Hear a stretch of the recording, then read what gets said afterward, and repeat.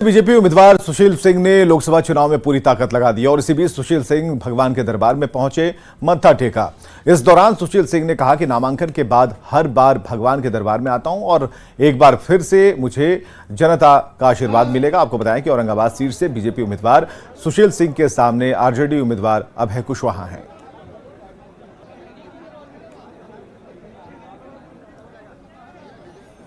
जहानाबाद से जेडीयू के उम्मीदवार चंद्रेश्वर प्रसाद चंद्रवंशी पार्टी का सिंबल लेने के लिए जेडीयू कार्यालय पहुंचे। इस दौरान चंद्रेश्वर चंद्रवंशी ने कहा कि इस बार लोग विकास के नाम पर वोट करेंगे। प्रधानमंत्री नरेंद्र मोदी ने देश भर में जो विकास कार्य किए हैं उससे लोग प्रभावित हैं और सामने कोई भी उम्मीदवार हो कोई फर्क नहीं पड़ता। देखिए, हम लोग आदरणीय प्रधानमंत्री जी के द्वारा जो काम किया गया है और आदरणीय मुख्यमंत्री जी के द्वारा जो बिहार में काम किया गया है, उन कामों के आधार पर हम लोग गांव में जा रहे हैं और लोगों से वोट मांग रहे हैं।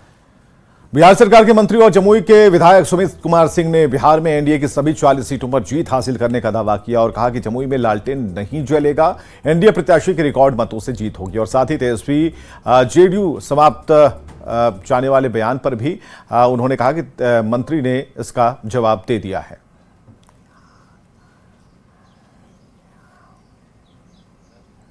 एनडीए प्रत्याशी की अपार बहुमत से जीत होगी। आपके बड़े भाई तो लालटेन लेकर चल पड़े। लालटेन बुझ जाएगा, लालटेन बुझेगा। महागठबंधन के लोग हताश हैं, निराश हैं, उन्हें समझ में आ चुका है कि वो चुनाव में कहीं टिक नहीं रहे हैं, इसलिए वो प्रचार प्रसार भी धीमा कर। पीएम मोदी और अमित शाह पर तेजस्वी के बयान पर मंत्री नितिन नवीन ने पलटवार किया। नितिन नवीन ने कहा कि तेजस्वी यादव के सपने में पीएम मोदी आते हैं, वो उनसे काफी डरे हुए हैं। आरजेडी के शासनकाल में ही बिहार में अपहरण का उद्योग लगा था, किसानों की जमीन लिखवाकर नौकरियां दी जाती थी। बातें करने के अलावा तो कुछ है नहीं। जिनको रात में भी नरेंद्र मोदी सपने में आते हैं, भय का जो उनका माथा पे वातावरण है, उनको मालूम है कि उन्होंने जमीन पे कुछ तो है नहीं। आज देश का हर तबका नरेंद्र मोदी की योजनाओं से लाभान्वित हो रहा है। देश में हर तबका को उन्होंने जोड़ के चला है। जॉब फॉर जमीन घोटाला आप ही ने किया। किसानों की बात करते हैं, जमीन लिखाकर लोगों को टिकट दिए जाते थे, गरीब किसानों के लोगों को अपने पैसे की संपत्ति को उनके नाम जमीन में किया जाता था, ये भी लोगों ने देखा है। और जहाँ तक बिहार की बात है तो बिहार का दौर आप तो ना ही बोले। बिहार में आपने कौन कौन उद्योग लगाए थे, अपहरण उद्योग लोग भूले नहीं हैं।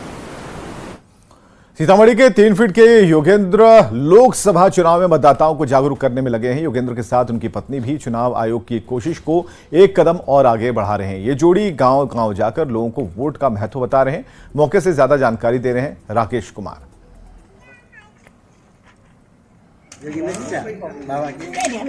वो भी स्वीप के आइकन है जिला के, और कदम से कदम मिला के हमारे जिला प्रशासन की टीम के साथ चल रहे हैं। अभी हाल में जो हम लोग की 10 किलोमीटर की साइकिल रैली हुई थी, तो उसमें मेरे और एसपी साहब के साथ तो वो भी पूरे कार्यक्रम में उन्होंने भाग लिया और विशेष रूप से वो प्रोत्साहित कर रहे हैं सभी मतदाताओं को।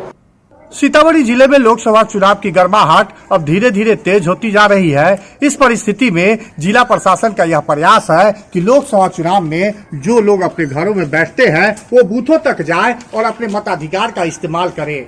इसको लेकर सीतामढ़ी जिला प्रशासन के द्वारा एक अजीबो गरीब फैसला लिया गया है, जिस फैसले के तहत 3 फुट के योगेंद्र को जिला ने अपना आइकॉन बनाया है। इस आइकॉन के तहत योगेंद्र अब गांव-गांव में घूमकर लोगों को वोट गिराने के प्रति जागरूक कर रहा है और जिला प्रशासन की यह मुहिम है कि ज्यादा से ज्यादा मतदान केंद्रों तक लोग आए और अपने मताधिकार का इस्तेमाल करें। बात करते हैं, बताइए योगेंद्र जी, क्या हुआ है? क्योंकि हम सीतामढ़ी जिला का अपना आइकॉन बने हैं, इसके लिए हमको काम है कि सभी अपने अपने क्षेत्र में जा करके लोकसभा आम निर्वाचन 2024 का जनता का जागरूक करना है। जहां पर जनता जागरूक नहीं है वोट गिराने के लिए, वहां हमको वोट गिराने के लिए सभी से प्रोत्साहित करना है। पोलिंग बूथ तक आना होगा और अपने मताधिकार का इस्तेमाल करना होगा ताकि मजबूत लोग